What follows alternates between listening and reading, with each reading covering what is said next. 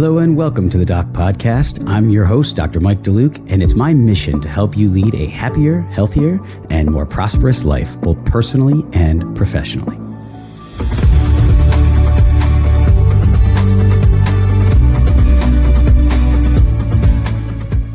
Hello and welcome to this episode of the Doc Podcast. Today, I am joined by fellow orthodontist, Dr. Chad Capps. After earning his DDS at Baylor College of Dentistry, Dr. Capps joined a general dental practice in Richardson, Texas. He spent several years practicing general dentistry with a focus on aesthetic and restorative dentistry before returning to Baylor to complete his residency training in orthodontics. Dr. Capps is actively involved in his profession and has a passion for advancing the practice of orthodontics.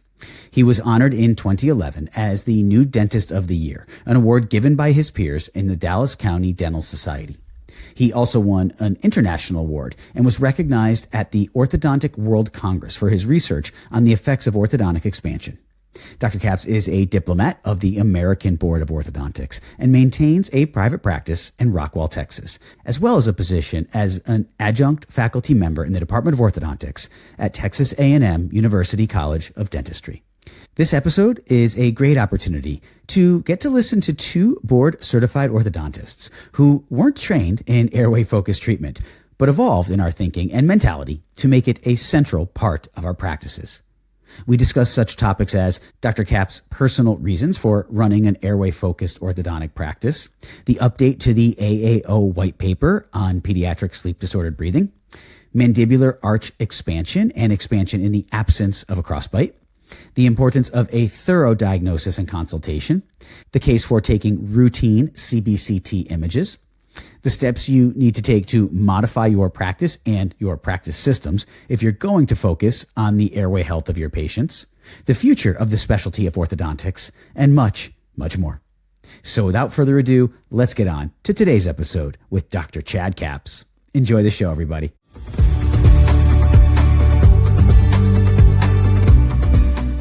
Welcome to Doc Podcast, Chad. Hey, thank you for having me. Excited to be here. So excited to have you on. We've got to know each other a little bit over the past, I guess about 9 months working on this document that the audience has heard me speak of a few times that we're hopefully going to be seeing in print by the time this episode releases. Hopefully not too far after that, fingers crossed, but appreciate your help and insight. We had a group of really impressive people, many of whom have been on the show or coming on the show, such as yourself. So just as I explained to people in the introduction, you're an orthodontist, you're practicing in Texas. You weren't always practicing as an orthodontist, and you have a bit of an interesting reason behind, as many of us do, the passion you have for the way you approach patient care today. So if you don't mind, tell the audience a little bit about that and how you got to be to the point that you are in your life today. Absolutely. So I think probably the easiest way or easiest place to start is whenever I graduated from dental school, I really didn't want to specialize. I really wanted to be a restorative dentist, and that's where my passion was. I grew up in a really small town, and our restorative dentist there was just this really cool guy, and everybody respected him and great in the community. And he had a bunch of cutting horses, and I thought it was awesome that he could have a good work-life balance. And so that's what I wanted to be. I wanted to be a restorative dentist in a small town. And so went through dental school just planning on doing that. And I ended up graduating and I got into a really awesome practice with a guy named Tom McDougall that was a big restorative guy and big into Pankey. And he lectured all over the country on patient education and patient experience and how to do some of these big advanced restorative cases. And so just really, really cool experience. Got to dive into a lot of the Coyce and Spear Pankey stuff. Was trying to just really grow as a restorative dentist. And I had this experience. So it was a Friday. I was doing a root canal in the middle of a root canal and got a buzz to go check hygiene. And I went over to check hygiene. There were two siblings that were there and they had terrible hygiene, inflammation everywhere, gum tissue was inflamed, plaque everywhere.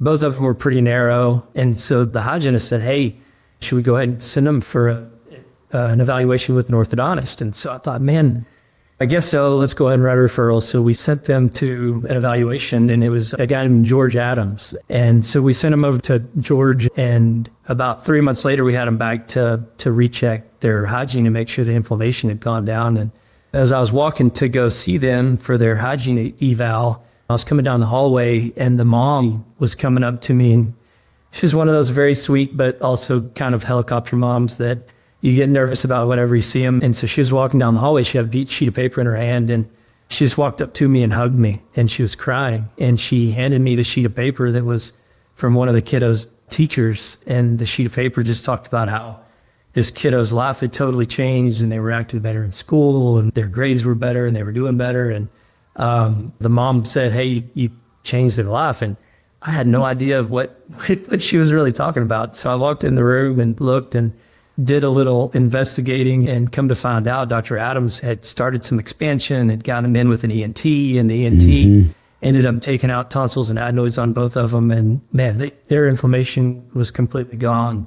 They looked wonderful. You could tell they were breathing better.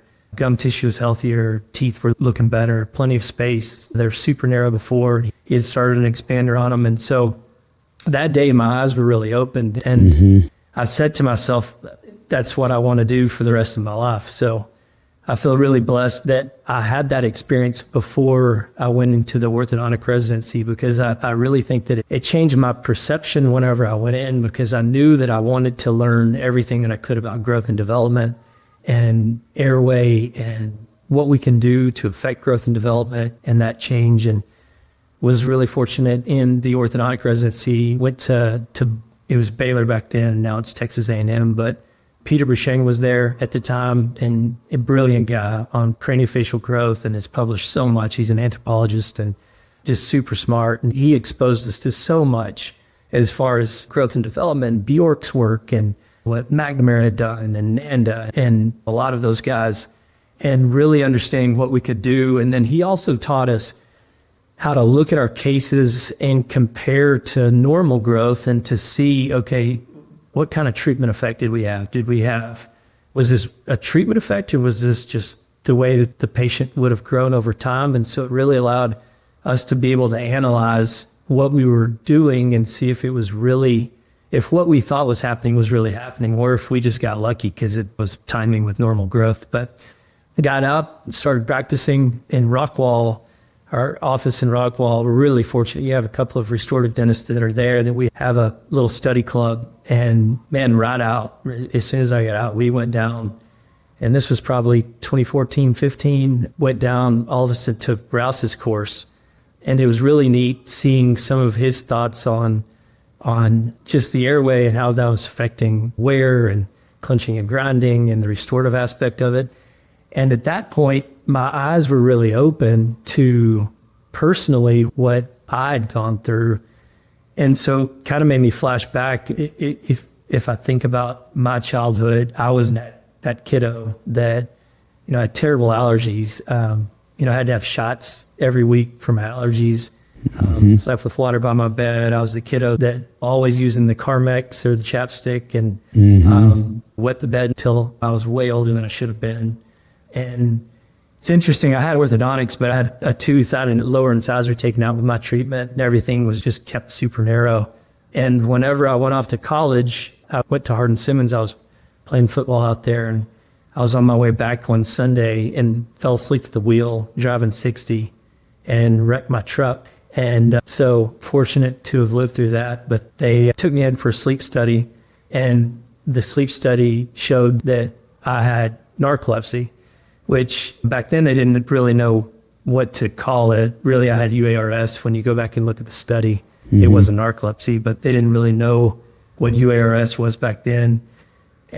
But the medication that they prescribed me, it was a stimulant, and it was super expensive. It was $20 a pill. So, I didn't take that obviously for long, and ended up finishing up my schooling at Texas A&M, and I just learned to manage it. I'd take a little nap here or there, and if I got sleepy, I'd pull over on the side of the road and sleep, and never really thought a whole lot about it until the wheels started turning and all the connections started being made. And it's something that has given me really great insight, because this is being in the clinic and treating patients for so long, but you start to notice rhythms and patients coming in with the same symptoms over and over again. And they're really predictable. And if you look at all the stuff that I've had later on in life with my sleep, and it's one of the things that has caused me to be so passionate about it, is I've learned how to how to regulate it, things that I can do to manage it with exercise and sleep hygiene and all sorts of different things like that. But I ended up in dental school developing squamous cell carcinoma and of the lateral border of my tongue. And at first they thought it was trauma. And then we've 3 surgeries at MD Anderson and 2 at UT Southwestern here in Dallas later. There's not really a great explanation except that it could be my chronic reflux and just the dry mouth and things that are associated with the airway. And then last year I had to have an ablation for atrial fib. So again, you start looking at all the things that are associated with airway issues. So from a personal standpoint, it is something I'm extremely passionate about. I've had 2 kiddos that struggled with it, but fortunately we were able to catch them early and now they're thriving. And so, sorry, that was a really long explanation, but it gives you the background of why this is so important to me and some of the educational stuff that has allowed me to learn more and position myself to be able to be a part of helping out. Well, no need to apologize at all. I appreciate that you're willing to share that much and go into that type of detail.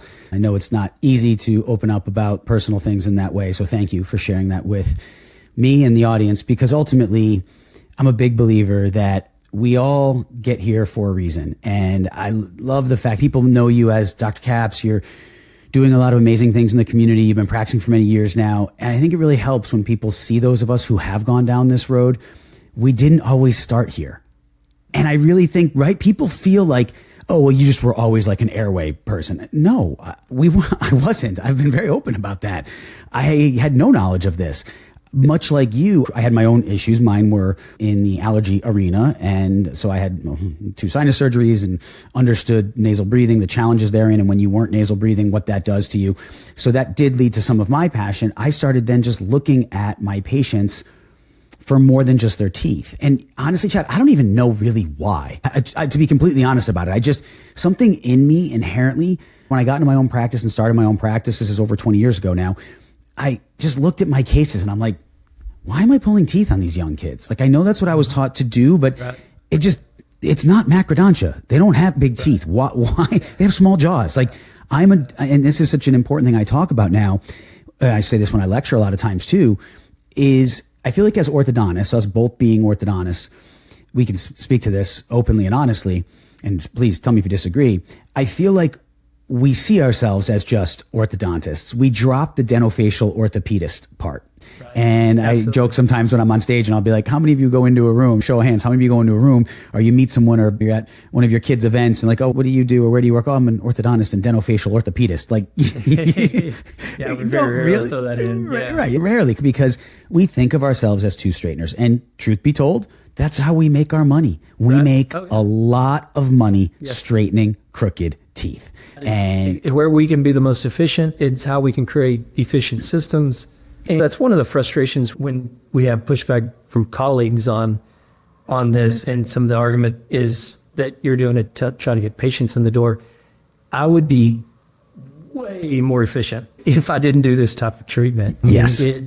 It would be so much easier. On Wednesday, I got done. I've started trying to put in an admin hour at lunch, and so that maybe once every 2 or 3 weeks, so I can try to get caught up on stuff. On Wednesday, I had an admin hour, and so I had an extra hour in the day to do this. I finished up patients at 4:30. I left the office at 8 o'clock because of all the letters that I was writing. Yes. And things that you were looking at. And so it is so much, it would be so much easier just to straighten teeth. But just completely. Like you said, when you see it and when you see the differences, you can't go back. Yeah, you can't go back. And you said too, you see this phenotype, you see this commonality amongst these patients, and you call them rhythms, patterns. There are these symptoms that you see presenting as these kids walk in. And once you see it, and that really does drive, I feel, all of us. You said about that mom reacting to you in the hallway. And I tell residents all the time. And initially, a lot of residents are skeptical when I start teaching them this way because they're not trained to think that way initially. Right. So many of them, though, as they then go out and practice, just this week, 2 of them have reached out to me and said, can I figure out how you do your braces and wires early expansion? Or thank you for exposing me to the airway side because now I can't unsee it and I'm helping all these other patients. But to your point, we are taught in our programs, we learn all the growth and development. We pride ourselves on being these craniofacial orthopedists, dental facial orthopedists. But at the end of the day, most of us go out there and just straighten teeth all day, because that's what, as you said perfectly, that fits within our system. Consultants, and I have nothing against consultants, I've used them in my practice. They will tell you, get out of that consult room as quick as you can, right? Get back to that treatment, get back in the clinic. That's where you make your money, right? And to me, that's the exact opposite of what we train in school and in all of our years to be diagnosticians. The treatment doesn't really come till the end. We don't even finish or detail a case till like the end of our residency typically. So yet we put all this time and energy into lit reviews and data analyses and research and understanding craniofacial growth and development and work by guys like Bjork and Bushang and Enlow and Moss and all of this. Yet we go and we dumb it down to just straightening teeth, and we just try to, right? And so, and I have nothing, love straightening teeth. I'm very passionate about straightening teeth, and right, I'm very OCD about getting perfect, beautiful occlusion. I love that. I'm not minimizing it. It's just a lot of people, and I'm so glad you brought that up, they make it like, well, you're just doing that earlier stuff to try to build your business or make money. No. Anybody who's done it knows it's harder to monetize. You can monetize it, but it is way harder to monetize. It is, because in orthodontics, you're talking about the consultation. Like, we don't bill enough for that. The majority of us, and I charge for my consultations because they're very valuable. That time is valuable to me, and I want it to be valuable to the patient, but you can't charge enough for that consultation for the amount of time and energy that you put into it. Yeah. But the whole practice model in orthodontics is for us to do, 10 consults a day, and we're in and out, and you have 2 treatment coordinators or 3 treatment coordinators, and you're running through this huge column of patients. Mm-hmm. And if you're going to do this type of treatment, you can't practice that way. And I was fortunate to understand that early on. And so drew a line in the sand and basically shaped my whole practice philosophy and the way that I set up my practice so that it allows me to do that type of treatment. But if you don't mind sharing a little bit of what that is, I'm just curious to know, what are some of the things you do to help with that? Because I hear that question from people a lot. Like they start doing this. They might even think a lot of the way you and I think on this. They start to try to implement it, and it's like literally just wrecks their systems, and they don't know how to do it. So what has worked for you? So I think the biggest thing is trying to figure out how many patients you feel comfortable seeing in a day. Because if you can figure out the number of patients in a day, then you can figure out the number of patients that you can have in active treatment. Mm-hmm. And then you can work backwards from there and figure out the amount of exams that you can do. And so I limit the number of exams that I do. I do 4 exams a day. Mm-hmm. Because we leave 30 to 45 minutes at least for me to be able to be in there. And the whole schedule is built around my exam time. So the whole schedule is built around, okay, we know Dr. Capps is not going to be in the clinic for at least these 30 minutes. So what can we do to keep things flowing? And it's really hard. And again, back to the whole philosophy of it, with this type of treatment, everything has to be geared behind it. So the amount of time you spend in the consultation, the education that you do for your team, the importance of having a long-term, strong, healthy team, because it's not only important for you to be able to communicate this to patient, but it has to be something that when parents ask, that somebody in the front can answer a question over the phone, somebody in TC can answer a question and continue a conversation if you leave the consultation and have to go check on a patient. If someone asks an assistant why we're doing a MARPI versus a traditional expander, or why we're doing whatever treatment we're doing, you want them to be able to answer those questions. So if you have a practice model where you're seeing a gazillion patients a day and you're doing a ton of exams in order to feed that, and you have a young team that with high turnover, you physically can't do it because it takes so much of your time. And it takes a long time to establish that team and that workflow, but it's getting easier. There's things that we're starting to do with trying to get custom braces into the mix and trying to streamline a digital workflow so that it frees up a little bit more of my time so that I can continue those conversations and talk with the parents and talk with the kiddos and make connections and make sure that they've gone in, they're seeing their myofunctional therapist, they've seen their ENT, because there's so many different components and aspects to it. It's not just what we're doing, and that's why it takes so much time, is you have to make the connections. But a patient that comes into the office for an exam that is concerned about a rotation on a lateral, and you look in and they can't keep their mouth closed or breathe, right, and they've got a vertical growth direction, right, and they've got severe maxillary deficiency, you've got to educate the parent as to everything that's going on, and they've got to grasp that well enough to have the buy-in for not only the orthodontic treatment, but also all the other adjunctive treatments that are really going to be necessary to incorporate into the whole plan. Because I've been doing it far long enough to know I can do some really great expansion, but if the patient has a tongue tie and still can't breathe through their nose, they're going to come back 3 or 4 years later ready for their phase 2, and it's going to be a train wreck. And we're going to have to do a whole lot more treatment. Whereas if we can nail breathing through the nose, lips together, tongue in the right spot, once we've gotten the skeletal structure in the right spot, then they come back and you're like, I don't even know if you need treatment, or maybe we can do it with the liners, or something we can knock out in 12 months. And those are great conversations to have. Yeah. And on that, with myofunctional therapy, it's something that I think I actually push a lot of my myofunctional therapy friends and colleagues to try to help clarify that space a little bit, because I feel like there's a lot of confusion amongst the orthodontic community as, is this beneficial? What is it beneficial for? When do you use it?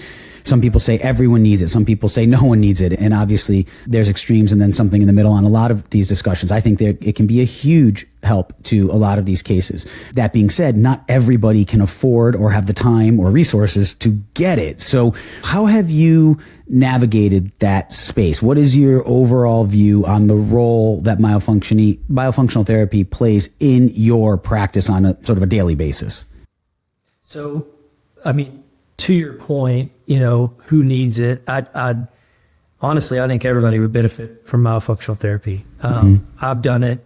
My kiddos have done it. And even I noticed, I was talking about all the adjunctive things that I've done in order to help with my nasal breathing and airway and sleep. But I noticed a significant difference doing myofunctional therapy. And it was crazy. Took a picture with the size of my tongue before treatment, the size after, and the amount of tongue toning that can happen and airway improvement. And there's all sorts of research papers.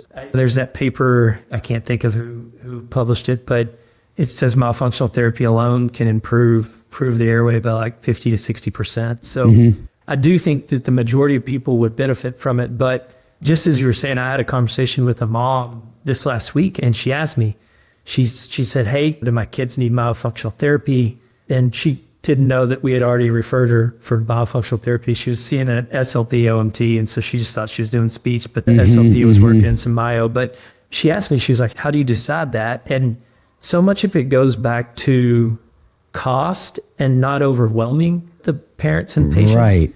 Right. And again, if you're speeding through a consultation, and say you're trying to give all of this information to a parent or a patient, an adult patient that needs airway treatment, if you're running in and spilling all this information and giving it all to them like a fire hydrant, and then you run out of the consultation room and you leave it to the TC, there are so many patients that are going to be overwhelmed and just have paralysis because they can't do anything. And so you're telling them allergy, ENT, myofunctional therapy, interceptive ortho, and they've got 3 kids and they're a single parent. And it's like, what? Like, what? That's, yes. And so I'm so glad you bring that up, because it's things that look good on paper and may even be in the best interest of the patient aren't always practical. And so we have to, right? Yeah.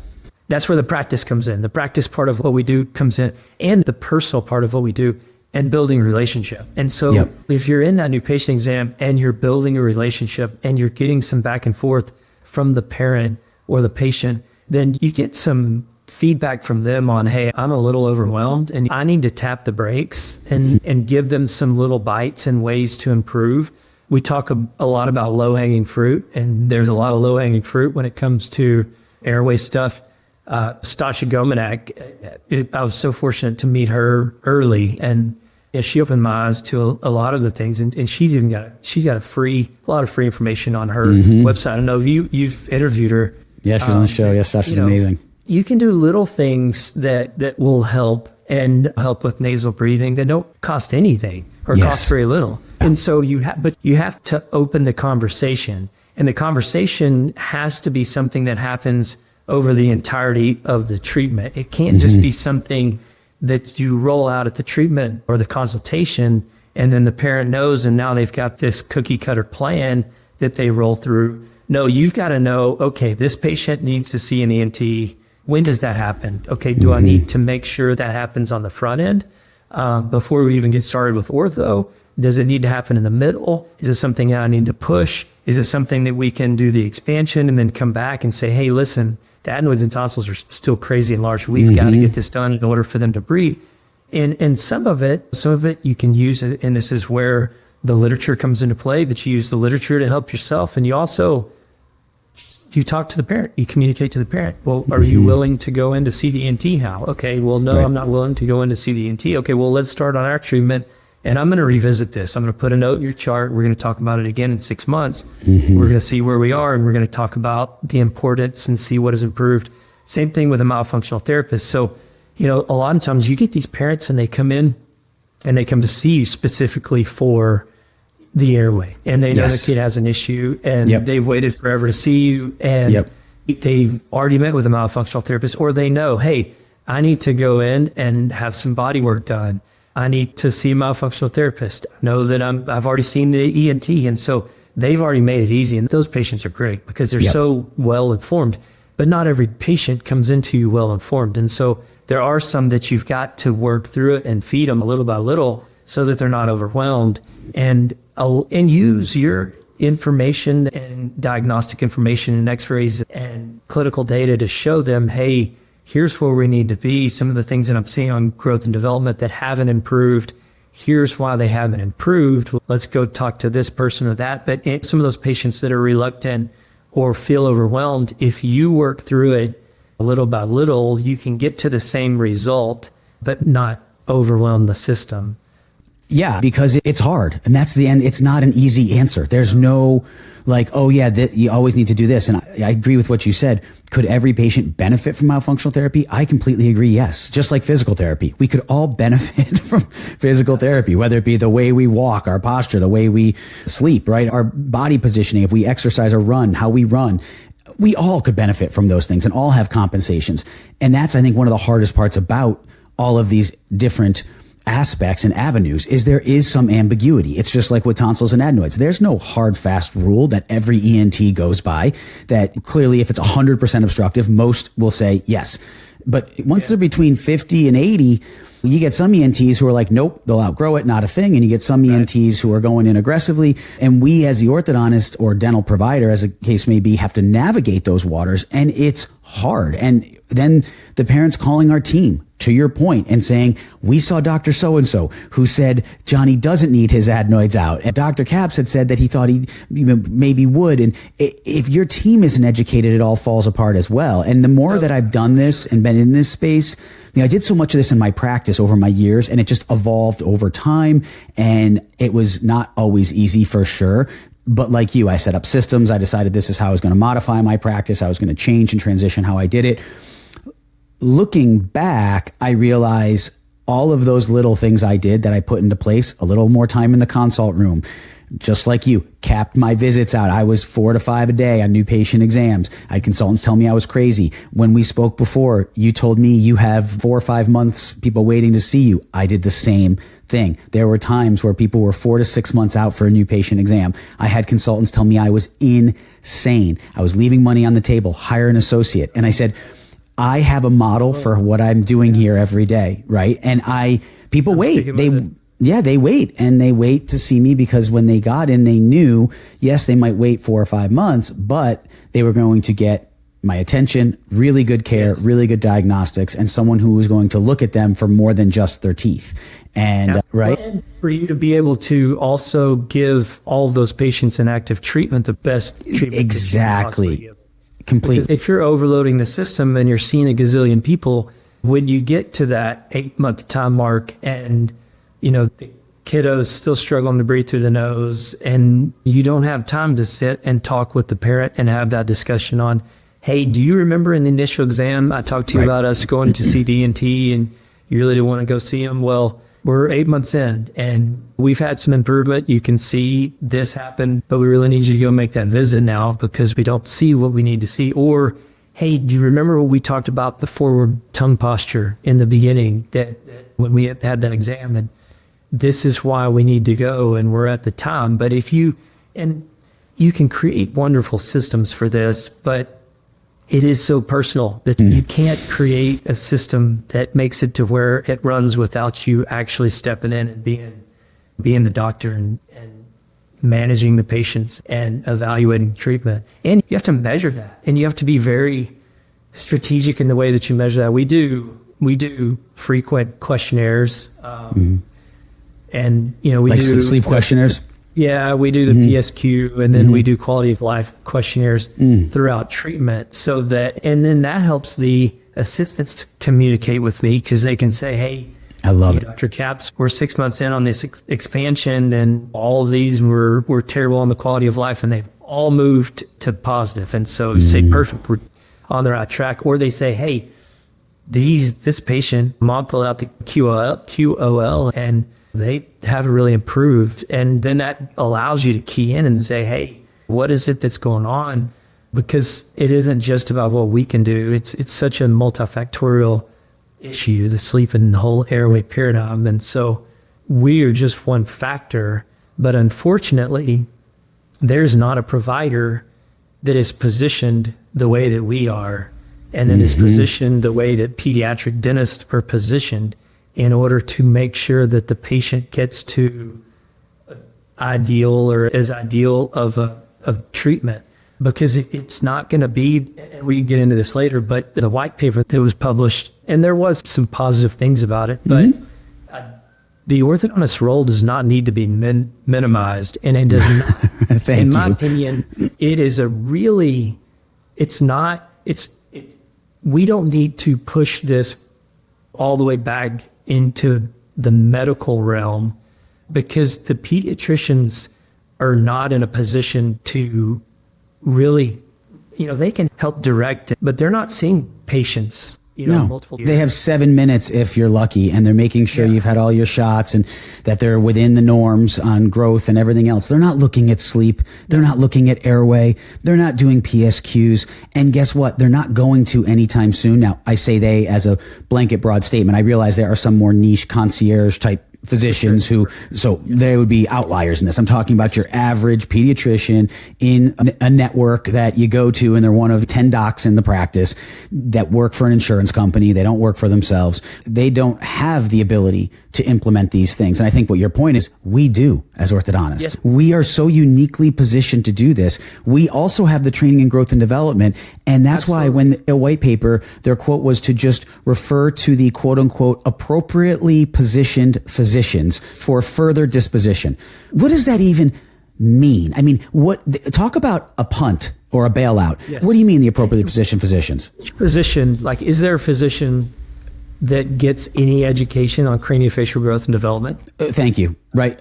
And that same physician would then also have to have training on pediatric sleep. And we know there aren't enough sleep physicians, period, in this country, let alone pediatric sleep physicians. And they make it like in that white paper, it's so dismissive. And the hubris of that really does get to me. And I agree with you. There are some good things it does do. It called attention to the spectrum of disease that is sleep disordered breathing. I wrote an article in Orthotown a couple of years ago calling them out on the original white paper and saying, the white paper focusing on OSA, that was the title of it. It was obstructive sleep apnea and orthodontics. I wrote an article in Orthotown saying just the mere fact that they mentioned OSA, I think it was like 276 times, and sleep disordered breathing was like 15, and most of those were in references and abstracts and appendices, references and appendices. So I'm glad to see that they listened and they corrected that. And I've said it many times on this show as well, calling them out on that. So I'm glad that they listened. They seem to have realized, okay, we can't make this all about OSA. We have to acknowledge the spectrum of disease that is SDB. And I give them credit for that. They don't talk anything about the importance of nasal breathing. They don't talk about how mouth breathing can lead to aberrant craniofacial growth and development. And we just recently had David Gozal on the show, who made it very, very clear that there are negative sequelae that occur when you start down that path of mouth breathing and not nasal breathing. And I felt like the overall focus of it was more on what not to do than it was on what to do, right? Like basically, this is a thing, like you should be aware of it, but like then just don't deal with it and send it to someone else and you just keep straightening teeth is how I felt reading it. And maybe I'm a bit biased on that. That's exactly how I felt. And whenever it said, if you see a deficiency or transverse deficiency, you suspect sleep disorder breathing, then you should make a referral to then see if you should address transverse deficiency. It's like, it's insanity. Going back to the point on orthodontist and craniofacial orthopedics, that's my job. That's my title. My title is to fix the skeletal abnormality. I'm supposed to help with the growth. So I don't need permission from a physician. Thank you. To do what I'm already supposed to do. Yeah, I don't need to go rogue and act like I'm treating this kiddo's airway by myself, but I can fix the skeletal aspect of it and work alongside an ENT or a pediatrician or a myofunctional therapist or all of those people in order to get the greatest result that we can get for the kiddo. But yeah, for us to have to ask permission to do an expander from a pediatric sleep physician who they probably can't get in with for 8 to 12 months if they even have one in their community. Metroplex, because in the Metroplex we do have a few, but it takes forever to get into them. Yeah. So now we're just going to let these kids suffer. So no real acknowledgement of the true comorbidities. Again, the episode with Dr. Gozal going into the second best hypothesis and the fact that if anyone hasn't listened to that episode, I'll put a link in the show notes for today. I said to you, I wish I wanted to be respectful of his time because as the dean of a medical school, I knew he had only a finite amount of time, but I could have sat there and talked to him for a day. I'll give a request for Dr. Gozal to come back, do a couple more episodes. So oh man, I mean it's so great, but I just wish all of our ortho colleagues could hear that from a true expert in this arena, because the orthodontist, it almost becomes like just this is kind of much ado about nothing. Stick to straightening teeth, orthodontists. Stay in your lane. And a couple quotes I want to say from it that I found interesting, and I can refute with parts of their own literature that they quoted, but I want to hear your thoughts on. One was, no currently known craniofacial phenotypes can identify the presence of sleep disordered breathing. Yes. Yeah, I read that about 2 or 3 times. I was just,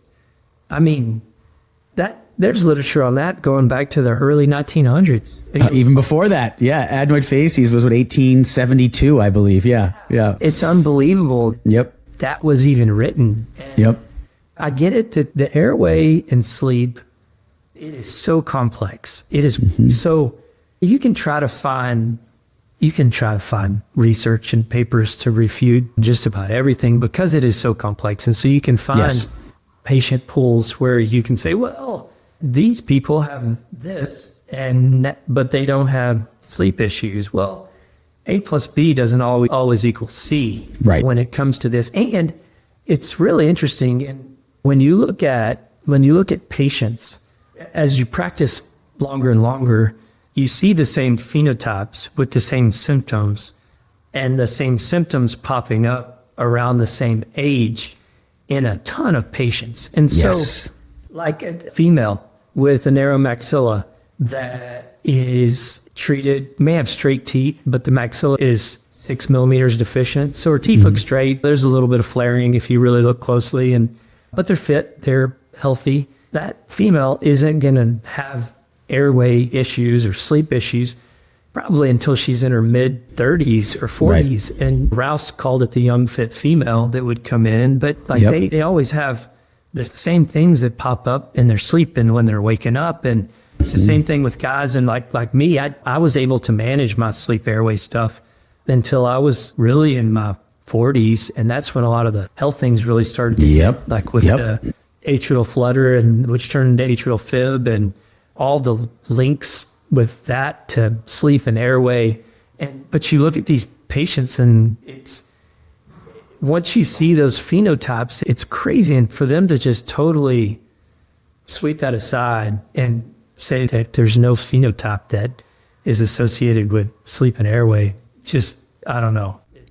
Well, they had quoted reference 34, which I like talking about reference 34 because it's a 624-page article with almost 2,000 references. It was an HHS public access, and it was the International Consensus Statement on Obstructive Sleep Apnea in International Forum of Allergy and Rhinology in 2023. And they quote that article in a few different contexts, but I will go out on a limb and say that I don't think every author actually read the article, because in that article, there's one section and they actually talk about how transverse deficiency is a classic problem in these patients with sleep disordered breathing. And then there's a line this is a direct quote from that article. It says craniofacial anomalies. Now remember, the paper said there are no currently known craniofacial phenotypes. It says craniofacial anomalies that are common in patients with OSA include mandibular deficiency, narrowed posterior airway space, steep mandibular plane angle, and long anterior facial height. And as I said just prior, they'd mentioned transverse deficiency.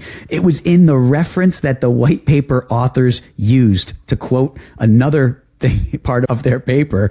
It was in the reference. It literally defines the phenotypes. And I'm like, this is not a serious paper. If you put that out there and your own references refute, and I'm going to give an example in a little bit of another one, your exact points you're trying to make, I don't even understand how people can take this seriously. I think it's actually kind of sad. I know many of the authors personally. I like them. This is not in any way to try to castigate them or call them out. I'm just going to call balls and strikes as I try to do on this show. I see major deficiencies here. And I think that So I've got some thoughts about that. And tell me if you think this is, I know you've mentioned it before and some of the stuff that I've heard you talk about. When we went away from really analyzing skeletal transverse issues, I think it was extremely detrimental to orthodontics. And so with now really our analysis for the last 30 years, 40 years has been lateral ceph, pano, and monos. And you can evaluate dental transverse dimension with that, but really you can't evaluate skeletal transverse dimension. And so with a patient, I feel like throughout orthodontics, you can talk to anyone and say this patient was class 2 skeletal, but class 1 dental. So the teeth fit together, but maybe they're mandibular deficient. And everyone understands that language, and they understand, okay, what you're doing with the dentition is you're compensating. And for some reason, I feel like, and I don't know if it's because we don't use enough CBCTs or we don't use enough PASFs, or there's not enough emphasis on that. But I feel like the vast majority of orthodontists have gone to the no crossbite, no problem evaluation. And so if I'm doing orthodontics and I'm straightening the teeth and I'm not evaluating the skeletal deficiency and I'm just compensating for the skeletal deficiency, I'm not going to have a big impact on the airway. I'm not going to see kids get better. Yes, if you're practicing that type of orthodontist, I will totally agree with you that there's not a big impact on the airway. Maybe you get a little bit of improvement in tongue volume and that has some trickle down, but the vast majority of patients aren't going to have a huge turnaround with symptoms if you are just treating the dentition. But if you evaluate the skeletal transverse and that there is a skeletal deficiency, and there's some guys there's some really great literature on that. There's some McNamara, his 2000 article, an AJOD on maxillary transverse deficiency. He says it's the most pervasive skeletal problem in the craniofacial region. And literally, he says it's often not associated with posterior crossbite, and the maxillary constriction is camouflaged, just like you said, by the dentition. And he advocates for expansion in the absence of show that too. Yep. Of crossbite. And it's like, when I show these articles and speak to them, that's why I know them so well, because I speak to them when I lecture and present and on the show, and question orthodontic colleagues. And I'm like, the ABO calls on us to be within 1 millimeter, the buccal and lingual cusps of a flat curve of Wilson of the lower arch. Okay. Yes. So why would we, right, exactly. If you don't, so that's the one that's not a board case, right? So I say all the time, it's not this argument over whether extractions cause airway problems. I don't even like that argument because to me, it's more of an argument about why do they need extractions? Yes. Why does this patient need teeth pulled? Like we know McNamara also had another article. It was in the 83 in AJO with Howe and O'Connor, where they measured teeth on, at that point, stone casts. And they found that it is almost never an issue of macrodontia or excess tooth mass. It is literally almost always. Yeah. Aaron Crosley published a paper in the Angle Orthodontist, and they showed that mandibular crowding has nothing to do with the size of the mandible, that the mandibular base, that it is highly correlated, or is correlated with the size of the maxilla. So the issue isn't mandibular base or the size of the teeth. We just had a discussion in one of the online study groups where someone showed a case of an early treatment patient. I forget the age, maybe call it, say 8 about.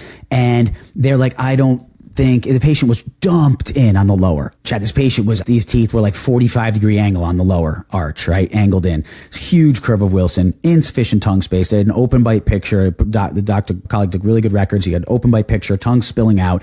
And the upper was quite clearly quite narrow, but the patient didn't have a crossbite. And so many people were commenting, well, you're never going to get enough room with upper expansion on that patient to make room for the blocked out teeth. You're going to have to extract.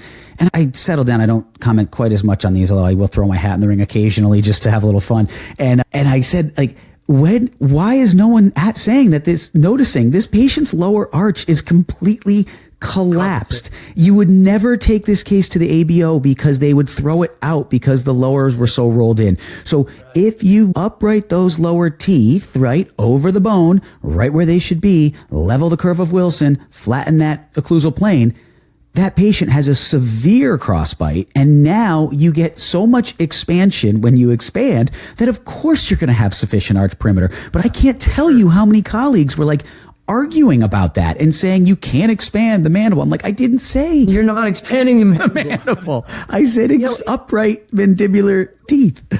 Going back to my time in restorative dentistry, those teeth that are tilted in, they're the teeth that you fast forward when the patient's 30 and 40 and 50 years old that have fraction lesions and gum recession and all sorts of issues. The teeth that are standing straight up and down over good buccal bone, those teeth have no issues, and the forces are down the long axis, and the occlusion's healthy, and the bite is healthy.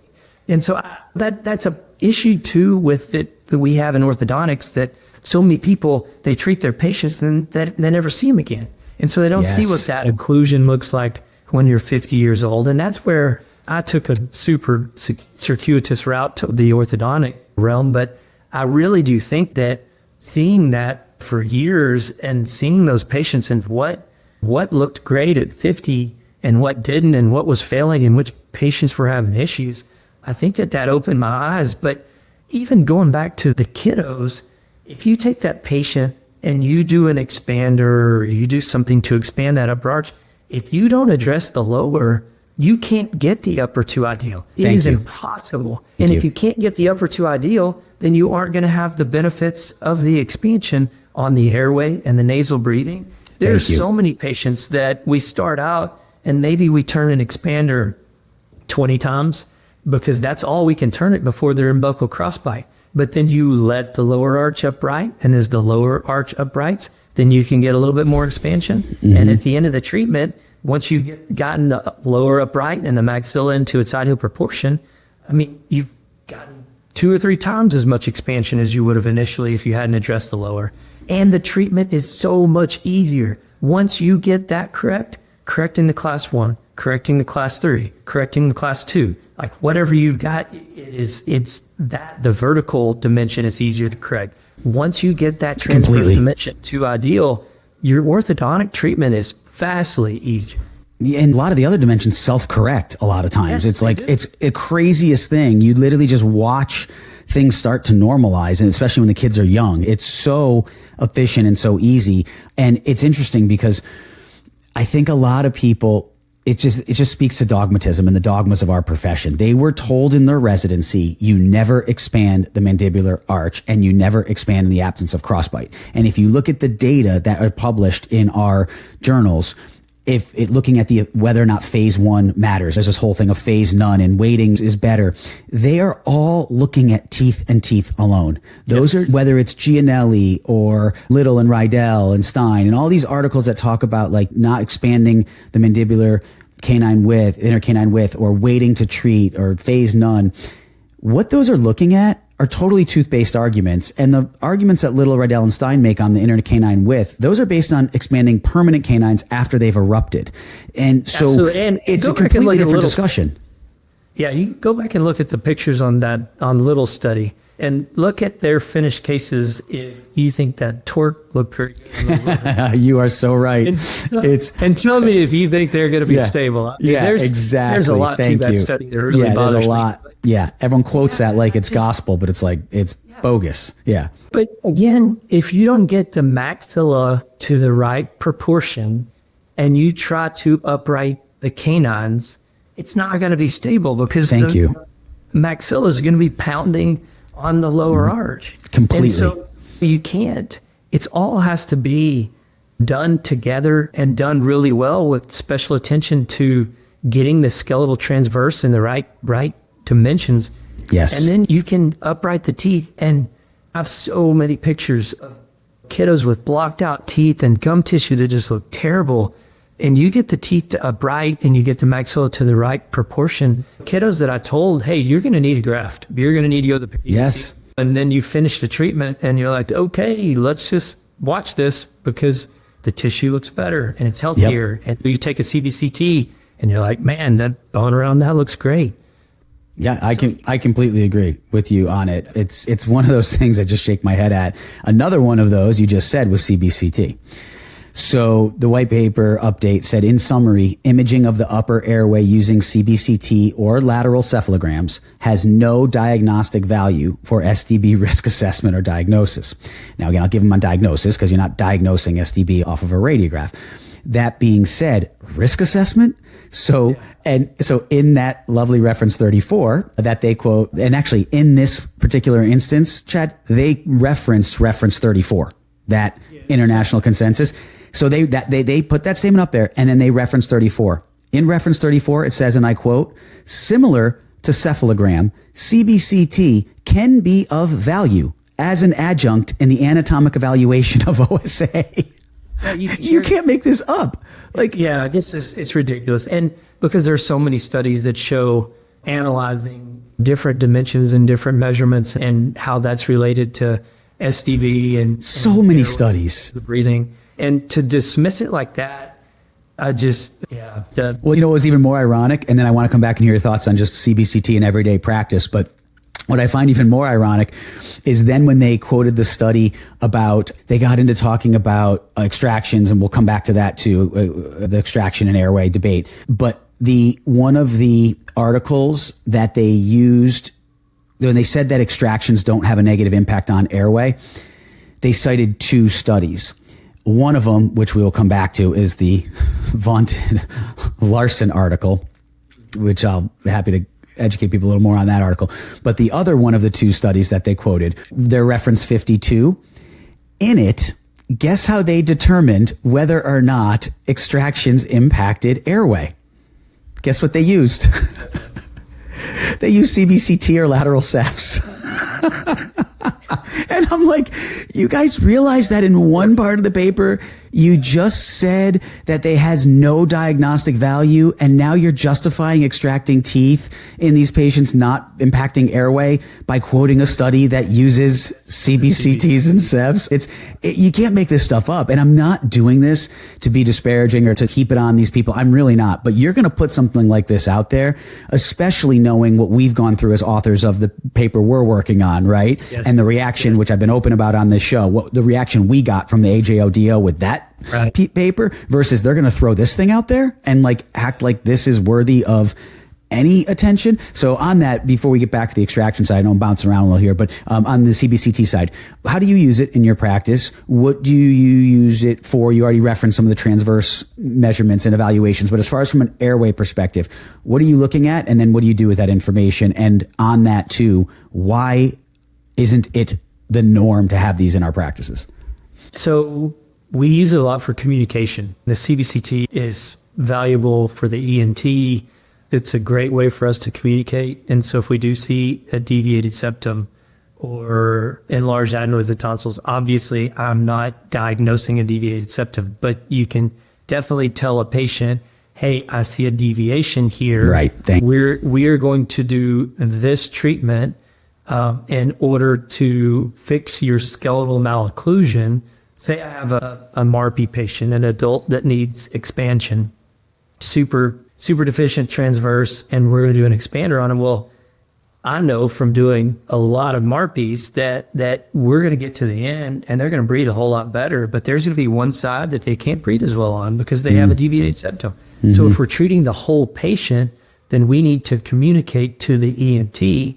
And in fact, right before we got on, I was texting with an ENT that I work with a lot, that I sent a patient over and I said, hey, give me some feedback. Would you rather me expand on this patient first, or would you rather do their sinus treatment and their deviated septum first?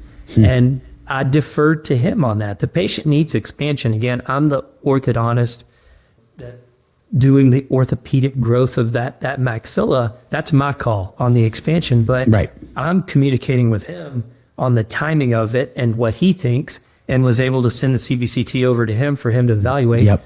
Because they're going to use a CT scan. Well, I just saved that patient a crazy amount of radiation. Thank you. And he get the same diagnostic information from my CBCT, and he loves them. He loves to see it. And then he can evaluate, you know, adenoid tonsils. He can look at the septum. He can look at perinasal sinuses and do all of that with a very low dose radiation. And so it allows me to do that. If you're going to take a PAN and a Ceph and a PA Ceph to really get a true diagnosis of a patient, you can do a CBCT at a way lower dose. Thank you. So, yes.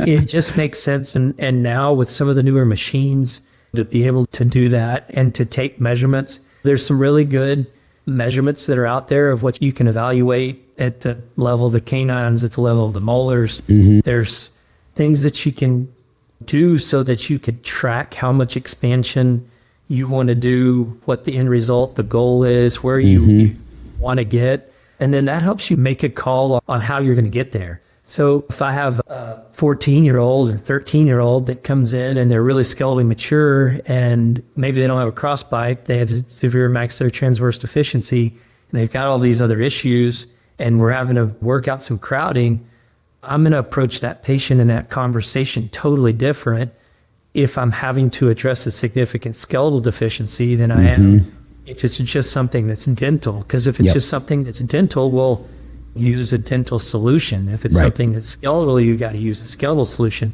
But if you're not getting the CBCT, you don't know which is which. You have no idea. So you just shoot in the dark. And so unfortunately, there's a pretty big cost hurdle to overcome on buying a CBCT, but I would argue that it's not going to pay for itself. Obviously, you're going to have even more cost because we send all of ours out to beam readers for them to read so that we get a radiologist's eyes on it, because there are some things that maybe I'm not looking at that they can catch. But after you've looked at a whole lot of these and you're trained up on it, that's really not necessary.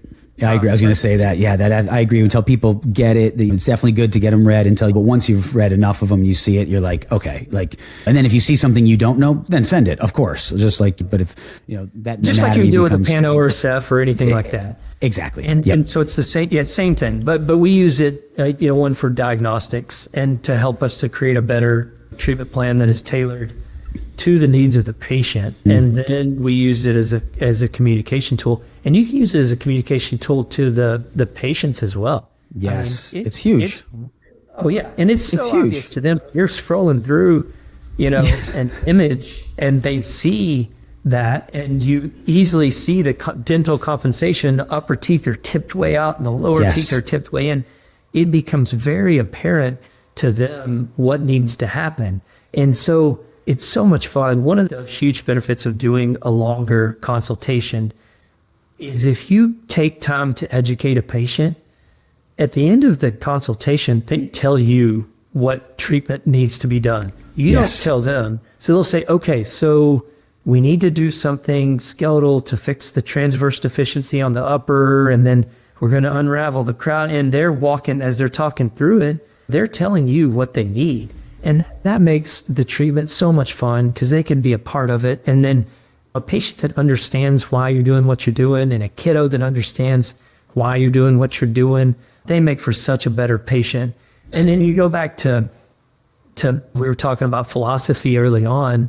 You do some of these things up front, and McDougall used to call it God's economics and how things come around that you never even realize.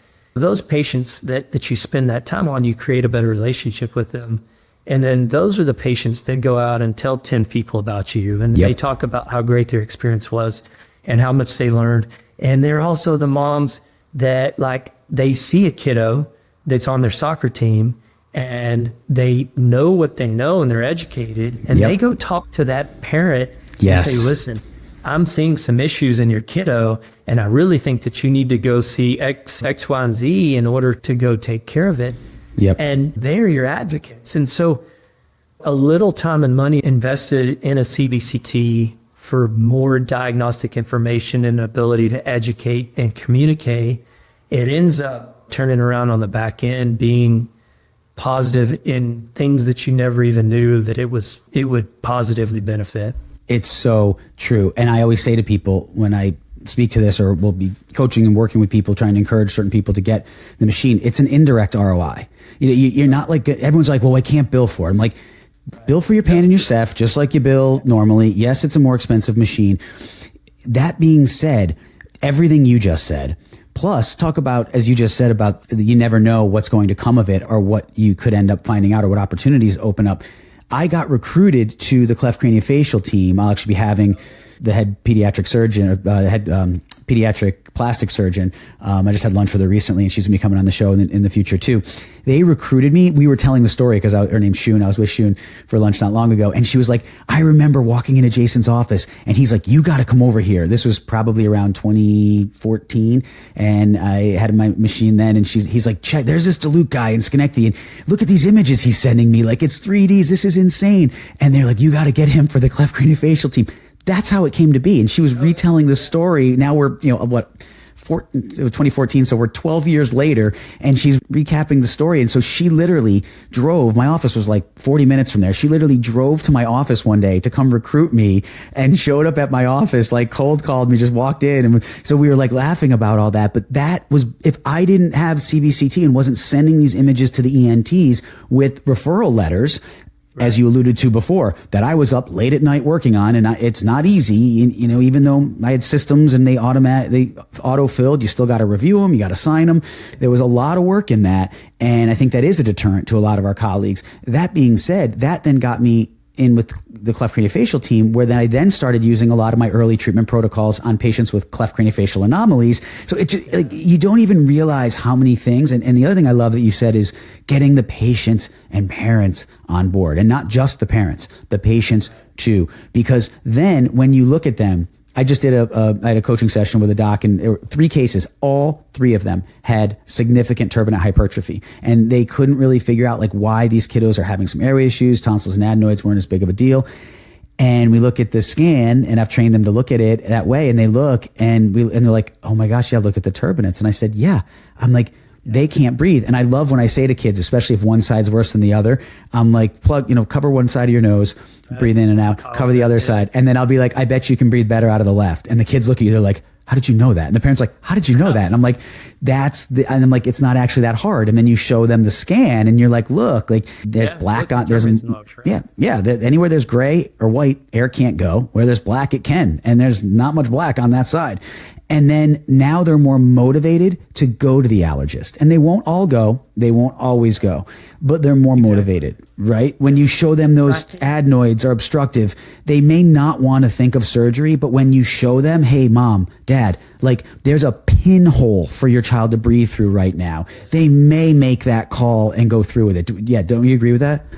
Oh, absolutely. And you also, again, with those that don't go through it, then you brought the notes, you put alerts, and then you revisit it 6 or 8 months down the road. And you say, hey, listen, we have been able to make it this far, but that's as far as we can make it with our treatment. We have to get some other people on board if we're going to move the needle anymore. And that's where, if you're patient with your patients and you give them a little bit of grace, because we've been there. I've got 2 kiddos that are wonderful, and they're involved in way too many things. And we don't, between the office and my wife's in dermatology and she works, and the kiddos are in everything, like we don't have a second. And so I know life is busy.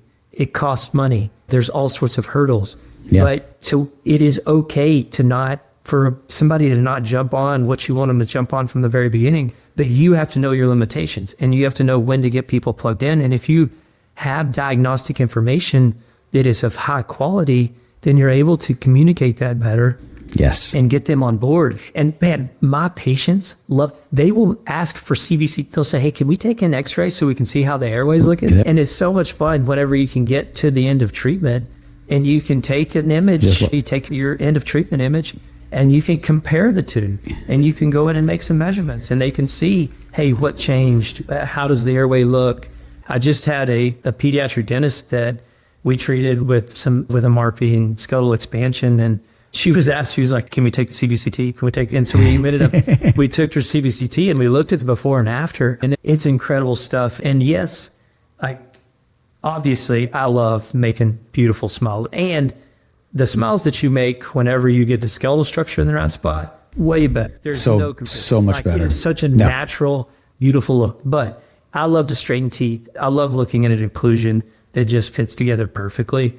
But there is nothing better than a parent or adult patient coming to you and talking about how their life changed, or how their airway changed, or sleep changed, or whatever.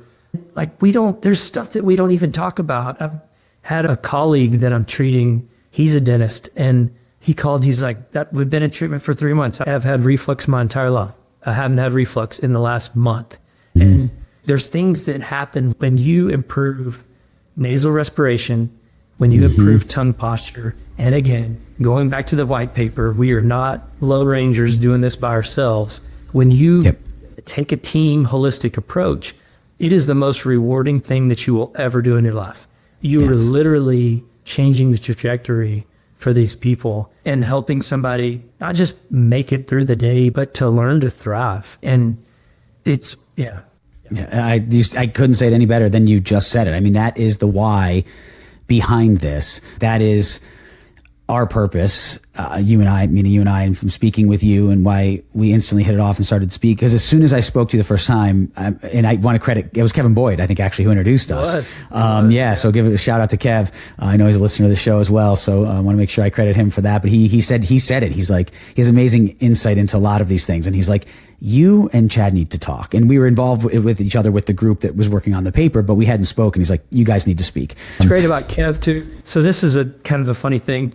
There's a lot of orthodontists that they get a little stressed about turf wars and don't like pediatric dentists that do orthodontics. I found out about Kev, I think through Dr. Nahadis, Gloria Nahadis. And I ended up emailing him. It was maybe in 2015, because I heard there's this pediatric dentist that was really nailing it with the early treatment. And I was like, I want to learn more. I want to figure out how I can do better with my early treatment, and sent him an email. And I didn't really have a great connection until a few years later, whenever we did the ADA's early treatment. They put on a lecture, put on a little, I think the ADA Children's Airway. Oh, yeah. Sure. Yep, Steve Carsonson. Yep, Steve. Yep. So I spoke at that a few years ago, and that's when Kevin and I really connected. But that's collaborating with other people and people in the pediatric space that are doing this, as well as the orthodontic space. That's what we need to do in order to continue to push our treatment in the right direction. I completely agree. And I just thank you for taking the time to explain that and pour your heart out into it. It's clear with everyone with whom I speak, there's some underlying themes in doing this now, over 150 episodes in, and having these conversations with people. And I never get tired of it, because there are underlying themes that are pervasive throughout many of the people who have developed the passion that you and I have. There's also a unique way that we each apply it, and we're each pushing the envelope and trying different things in our own ways. But some of those themes are, a lot of us have had a background in general dentistry, and have done some type of general restorative dentistry and looked at patients who were 20, 30 years out of ortho and have dentitions that are just destroyed and have TMJs that are just shredded or at least symptomatic and some sort of TMD. And I did it. I moonlighted when I was in my residency doing general dentistry in my family's practice on some weekends. And that taught me a ton. And I've said it many times. I'm embarrassed to say, Chad, there were patients they happened to be, and the two that stick out in my head were middle-aged women going through divorce, depression, anxiety. They were falling asleep in my chair. They both happened to have 4-bis extracted, which I'll kind of finish up. I want to talk about that a little more, as I said it would with the Larson article. And I'm here all week at UConn doing this type of treatment on people, right? Not paying attention to orthopedics, because in residencies, we don't really treat patients young. We treat patients when they're older, right? We're taught to straighten crooked teeth, especially at a place like UConn, which I'm not knocking. I loved my education there. That being said, I got taught by Burstone and Nanda and Flavio Uribe. Like, I got Johnny Feldman, great mentors. That being said, they were teaching us how to straighten teeth. We didn't see a lot of young patients. We weren't doing dental facial orthopedics. We were doing biomechanics on being the best tooth movers out there. So when I saw these patients on the weekend, I'm just thinking, wow, I guess they didn't wear the retainers, right? Because they're just done. The lower incisors are a mess. And I'm learning, like, well, no, if you extract teeth, you don't expand that inner canine width. It should be stable. Right. And I'm seeing these patients doing restorative. I'm like, these patients are a mess. They're a mess. Like, they're just as crowded as they probably were before they had 4 teeth pulled. And they were, a lot of them, class 2, retrognathic, shredded attrition of their anteriors. Actually, a lot of what I was doing was some anterior restorative work, trying to patch up their bonding and do some aesthetic work for them. And I'm embarrassed to say, it didn't dawn on me until probably 15 years later, at least, that those women were suffering from sleep disordered breathing of some sort on the spectrum. And I had no idea. And I often think, like, where are they today? And how could their life be different if I had known something about it? Or if their orthodontist before that had. And on that note, and then I want to hear your thoughts on it, with the concept of extractions, as I brought it up with relative to these patients, causing airway problems. My theory is, and I alluded to this a little bit before, it's not that they cause it, it's that the patient already had it, and the patient essentially, I use the example all the time, it's not like someone walks into the oral surgeon's office at 12 years old to go get 4 premolars pulled, and they have a perfect airway and they're a perfect breather and everything's great, and they get their 4 premolars removed and they go home that night and they have sleep apnea. Like, I think we could all agree that's not actually happening. So it's not the physical act of pulling 4 teeth. It's what happened before that got them in that position, or maybe even what happens after, if you're really like constricting everything and dumping the teeth back and using poor mechanics and caving everything in. So to me, it's a failure of diagnosis more than it is a failure of treatment. And the Larson article, which I want to highlight because even our current president just referenced this recently, and our current and past AO presidents are co-authors of the white paper, 2 of 8 orthodontists that were authors. And they actually cited this. Remember, I said the one example that they gave for extractions was the article that based it on using CBCT and CEFs. The other reference they quoted, number 53, was this Larson article. Are you familiar with it at all? Or have you heard people talk about it? I don't know the Larson article. Yeah. All right. So it was Journal of Clinical Sleep Medicine, and they quote it as literally like the paper to prove that extractions for orthodontic purposes don't cause airway problems. Now, there was 5,584 patients in the subset, so it's a very robust sample size. And the conclusion is that the absence of 4 premolars, 1 from each quadrant, and therefore and this is a key word, presumed indicator of past orthodontic treatment, you probably know where I'm going, is not supported as a significant factor in the cause of OSA. Presumed indicator. Well, when you dive into the data, now, number one, it was a retrospective study, which anytime we want to prove anything about airway, we for some reason need an RCT, but they don't. You know, people who, they can throw anything up there, right? It's funny how that works. Chad, history of previous orthodontic treatment was not part of the inclusion criteria in the study. And there is no confirmation.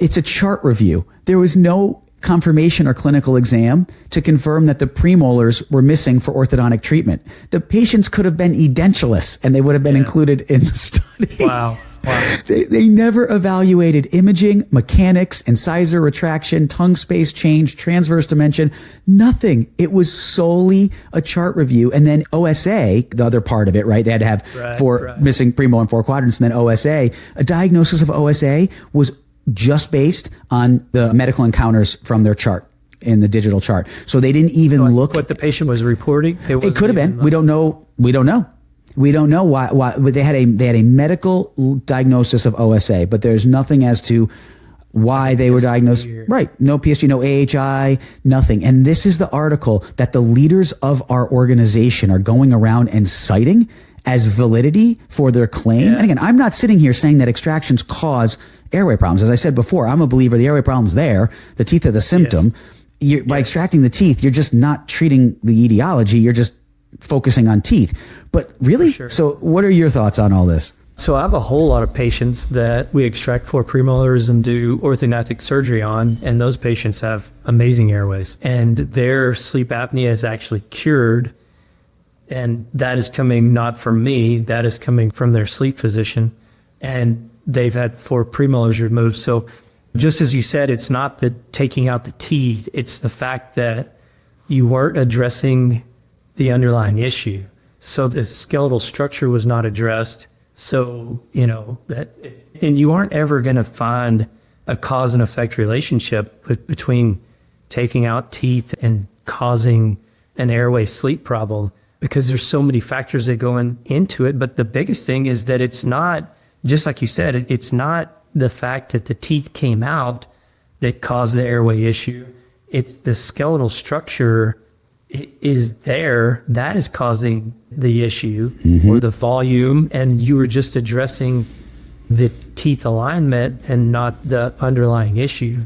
And I think, going back to what you said about the diagnostics, it's a difference in goal. So if you have that patient that is super crowded and you take out four premolars, well, your goal or your objective is to straighten the teeth. Your goal or objective is not to address the skeletal malocclusion. Right. And whereas if somebody else takes a look at it, then they see crowded teeth and they say, oh, well, their maxilla is deficient by 8 millimeters. Let's go in and let's correct the maxillary deficiency.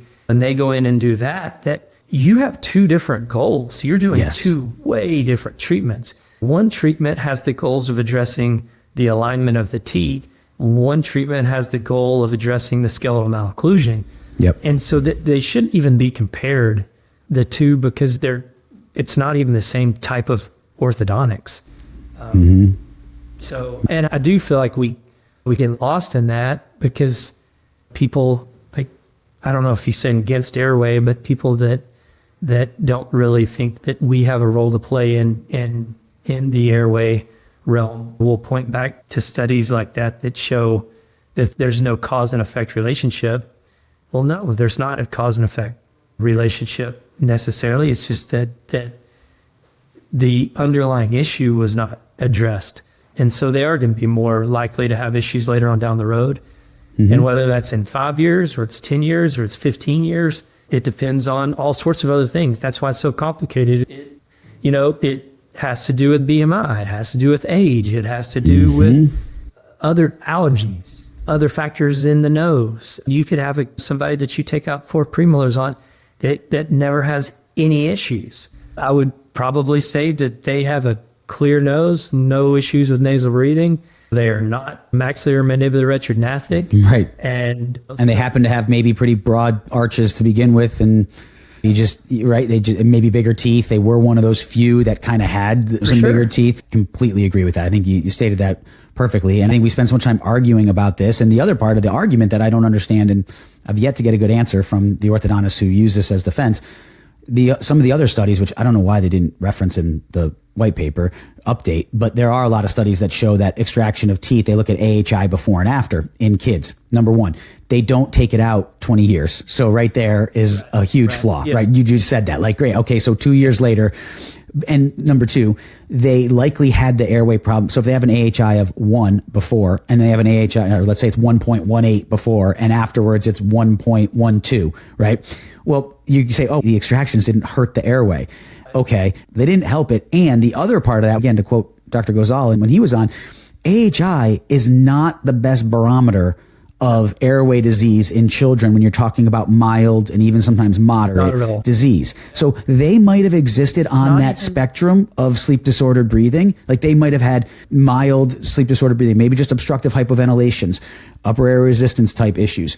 And it's not going to register on AHI, on a sleep study with PSG and AHI. So when the metric you're using for the data is flawed, because some people say, well, it's better that we need some parameter. Yeah, use subjective assessment questionnaires, validated questionnaires like PSQ, like you said, quality of life scores. Those are great data. Like we're using a metric that isn't even valid in those borderline cases. So it's really interesting. Why not look at pulse rate, heart rate variability in sleep study? Right. I mean, you look at a kiddo that, and you can see that, that it's not quality sleep. They're all over the place. And those are the adults that come in their 30s and 40s that sometimes are the most symptomatic. The guys that are 50 years old and have an AHI of 30, sometimes those guys aren't nearly as symptomatic as the 25-year-old that comes in and they're super fit and they have AHI of 0, but their RERAs are all over the place. So the heart rate is going crazy while they're sleeping, and they aren't getting restful sleep. And that's, again, going back to what we were talking about before, that Dr. Gozal did a good job of pointing out, and several other people that you've had on have talked about, it's not always about the obstruction. Like Roger Price, he was on his show a while back and talked about it's not even always just the sleep. You have this bad airway throughout the day, and how you're breathing during the day can affect how you're breathing at night. And so for us to just take one parameter, which is your AHI, that is magnifying something that is minute when the problem is so much bigger. And you have to look at it in such a more of a holistic nature than try to take one little statistic out of a sleep study, which if you've ever done a sleep study, which I have, like that's even questionable when you're in lab, like how good your sleep is when you're especially one night, the first night hypothesis. How it's really, and yes, you can pull some good data off of that, but and especially kiddos, it's really hard. It's really hard to hang your hat on a statistic like that.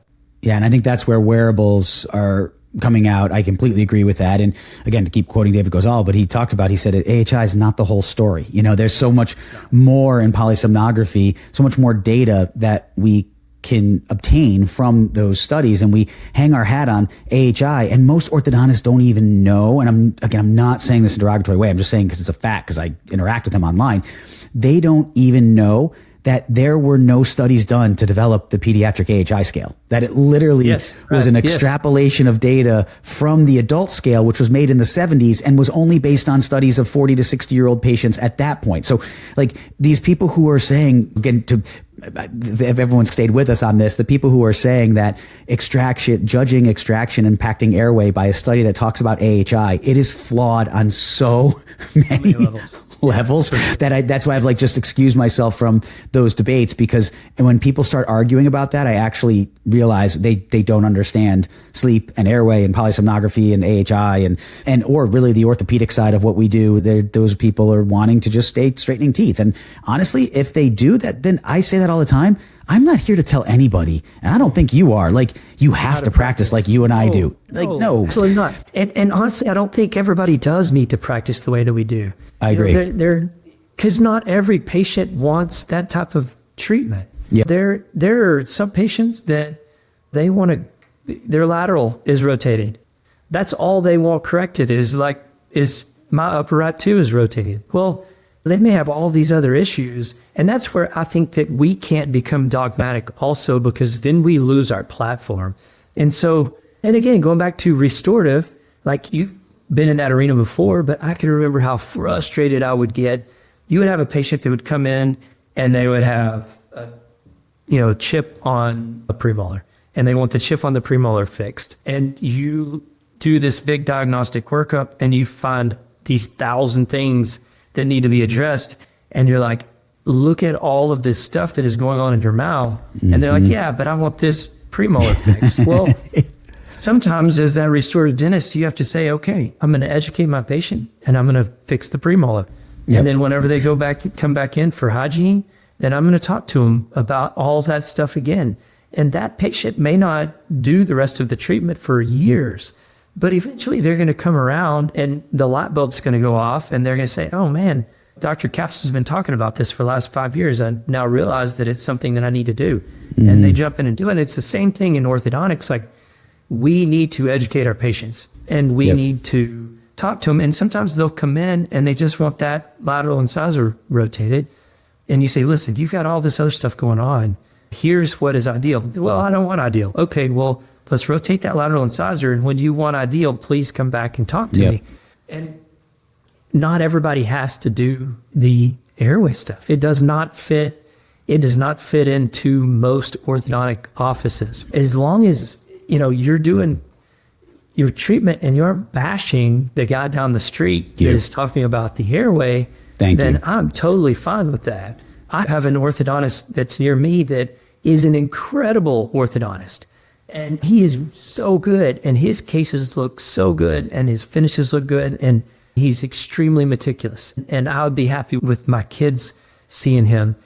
But some of the patients that are complicated, airway, take forever, patients, he'll send them over for us to treat because that's so great to hear. It doesn't fit his office and his treatment style.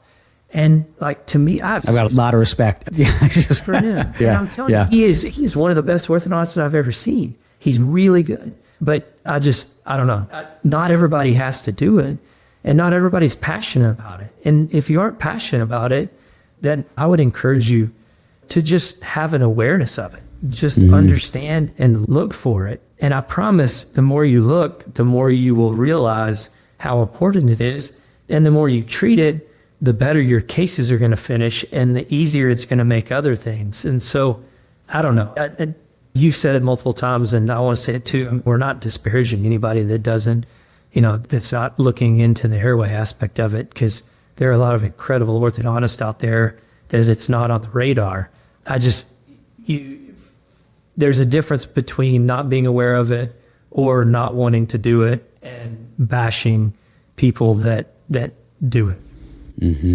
Yeah, no, I completely agree. And I'll let you have the last word with that. I agree. I think that's a great way to sum it up is we both said at the same time, there's tremendous respect for somebody like that who is like, look, it's not my thing. To your point, not everybody wants to be doing MARPs. Not everybody wants to be treating 4, 5, 6-year-old kids. It does, to have a business and a practice model that does all of those things, that spans literally like 3 to like 85, 90 is not an easy thing to do. And so that's not for everybody. And I think I could see our profession going in a direction where we have people who like really just focus on straightening teeth, people who are more into like the adult airway, surgical, non-surgical type treatments, and then the really younger ones. And I think we're almost going to, right? Like we're almost going to try to I think we're going to fan out a little bit and this might just all settle out. But if we do that, to your point, I really hope we can all respect the others and encourage the others to see why we do it the way we do and not be so quick to try to act like they're not evidence-based or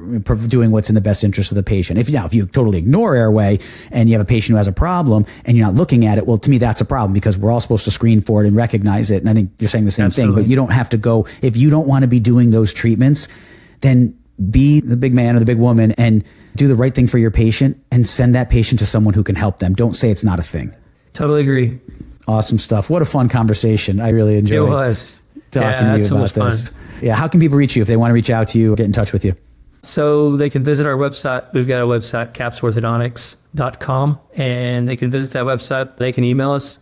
If you want to email me, DRC at capsorthodontics.com, and all of our information's on there.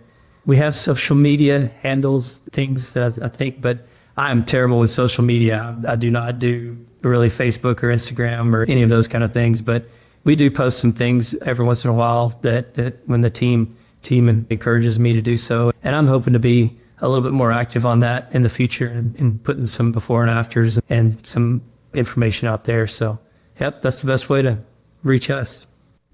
Well, thank you for sharing that. And I appreciate you and all you do, and your patients are really blessed to have you. Your community is blessed to have you, and fighting through what you went through and being able to persevere and use that to motivate you to make lives better and change other people's lives. It's just so awesome. It's inspirational, and you're doing amazing stuff, and keep it up. And we need more people like you who not only are doing it, but are open to talking about it, because a lot of young docs, they're thinking the way we think. I'm telling you, they reach out to me. I know they just don't really know where to begin, and they're kind of nervous to maybe put the toe in that water. And hearing someone like you who's doing this day in and day out and has this passion for it, it speaks to them. And that's what people tell me. We were talking before about people passing the show or sharing the show. People will say, like, so-and-so said, because I'm struggling with this. And that's why I do this, so that people can hear people like you and be like, oh, Dr. Capps is doing this, and maybe even email you or reach out. And it's just so awesome. That's how we move the needle. So I can't tell you how much I appreciate you and your willingness to be so open and share this.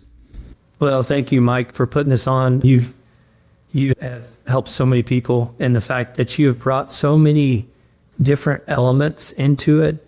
And man, just listen to your show. It's great. So I would encourage you too to keep on, because I know it's not easy, and I know it takes a lot of man hours for you to do it. And so you're a blessing to the community. So thank you.